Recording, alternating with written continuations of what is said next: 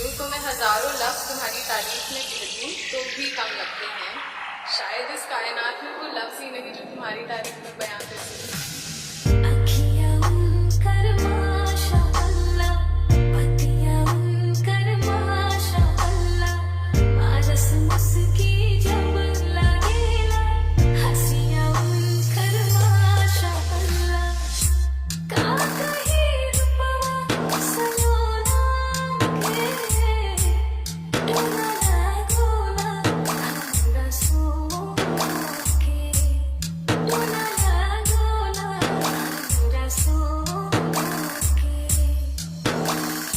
STS Lucky DJ STS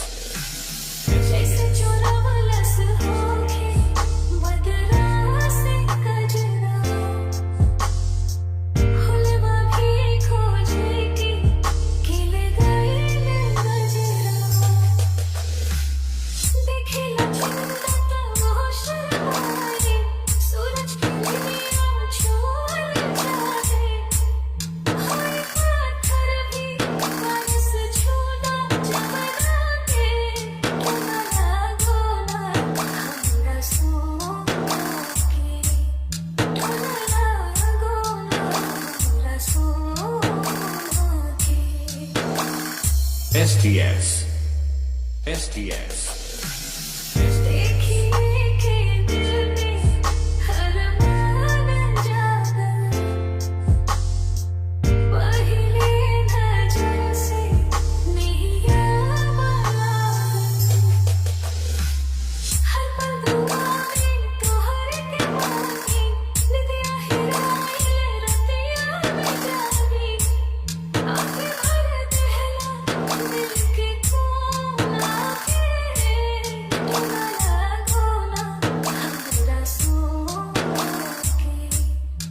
Lucky DJ